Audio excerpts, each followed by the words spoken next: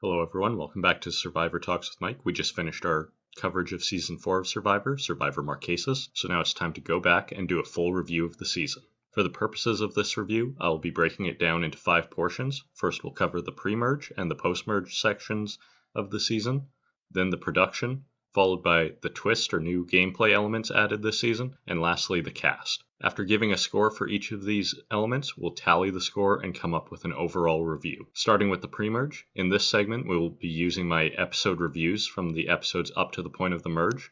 We'll also be talking about how the pre-merge affected the later game, and if the time was spent in the pre-merge focusing on the right players. The pre-merge of Survivor Marquesas starts out strong and then goes on to have some great moments, but the time in between is either just okay or downright bad. The introduction of Boston Rob is what drives most of the pre-merge, for better or worse. Early on, we get the fall of Hunter, brought on by both Rob and Sean. The swap happens and really hurts the pre-merge as we get some pretty distasteful interactions between Rob and John, and then what seems like some fairly obvious production interference or tampering. So in my reviews, I gave episode 1 a 9 out of 10, episode 2 a 6 out of 10, episode 3 an 8 out of 10, episode 4 a 2 out of 10, episode 5 a 4 out of 10, Episode 6, a 6 out of 10. The average comes out to a 5.83, and so I decided to round that up to a 6 because I do think the highlights outweigh the lows.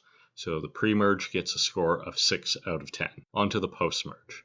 This segment will be much the same as the pre-merge segment, only instead we'll be looking at the episodes from the post-merge. We'll be looking at who the winner is and how well their journey through the post-merge portion of the game was told. This season's post-merge gets off to such a thrilling start, first with Boston Rob and his scorch the earth policy and putting seeds of doubt into Kathy's mind. That is then followed up by Sean roping her in and convincing Nalia and Pascal they are at the bottom of their alliance in order to flip the numbers against the Row 2-4.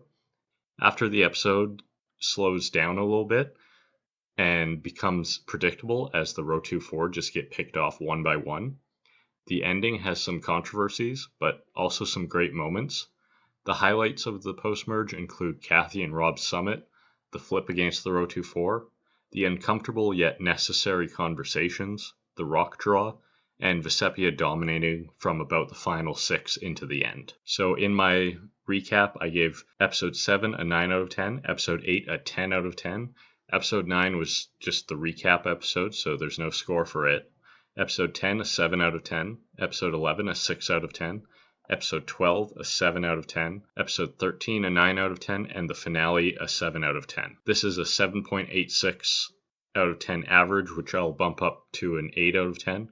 The highs of this post-merge are just must-watch Survivor, but the rest of the time it can be a little bit dull to watch. So I give the post-merge a score of 8 out of 10. On to the production. The production segment is where I'll talk about the filmmaking portions of the season and the quality of the show that is put in front of us. This will handle editing, locations, and shots. This season I know had some last-minute changes, including filming location, and it shows in the product. There isn't too much that differentiates this season from other island-based seasons, other than the no-no flies. The challenges in this season are easily the weakest yet, even worse than the first season. On top of all of that, we had some issues of the production interference after the tribe swap. The edit of this season also doesn't seem to serve the winner Vecepia as well as it could have, as it seems to prop up the players around her more until the very end when she finally emerges a little bit. One positive I'll give this season's production is that sometimes the shots look beautiful, especially with the very blue water. I give the production a score of 4 out of 10. On to twists and new elements. In this section we will discuss the new twists and advantages that were in this season, and if they had a positive or negative effect on the game. This season uses the tribe swap twist once again, but in a completely different way, which doesn't seem to work at all. Instead of balancing out the numbers, they kept it 8-5, and there was no way of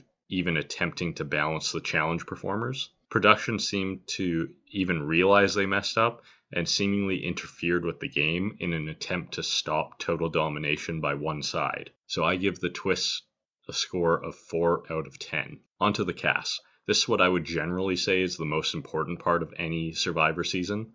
I break down the cast into 5 categories: great, good, okay, dud, and get them off my screen. Get them off my screen is reserved for players who offended me as a viewer, and in general, I just don't want to watch them. Duds aren't bad people, they just didn't pop on screen or do anything to really affect the game. Okay has players who either didn't last long enough to make an impact either way, or at the very least didn't take away from the experience of watching. Good are the standard for what I would want players to be, and great go above and beyond to make me want to see them play again and again. The cast of Survivor Marquesas has some of the highest highs we've seen yet, but with that, it also has likely the most duds yet. For greats, we have Sean, Vesepia, Kathy, John, and even though I'm not always a fan of his, I have to admit that Boston Rob is a tremendous character. For good, we have the likes of Hunter, Gina, Gabriel, and a memorable first boot in Peter. I would say that Patricia, Sarah, and Zoe are all duds, and a case could even be made for Nalia. The rest fall into the okay category, with Pascal at times dipping all the way down into the get them off my screen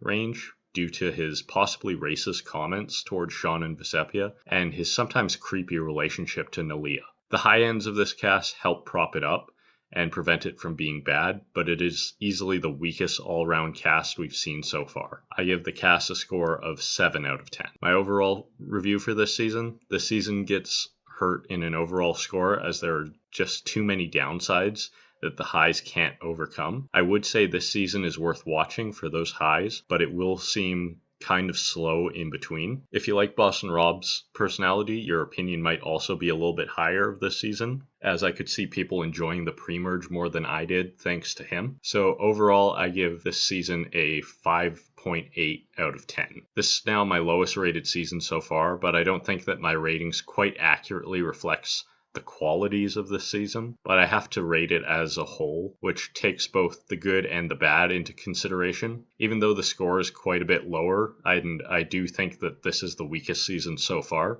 I don't think it's actually that much of a drop in quality from the previous 3 seasons. That's all I've got for this one. I'm going to take a little bit of a break until the next season starts, as I don't have enough time between then to cover all of Survivor Thailand. So there's going to be a bit of a hiatus for this channel for a couple weeks, and then once the new season starts up, we'll get going again. Thank you for watching, and if you want to catch those episodes when they come around, hit subscribe.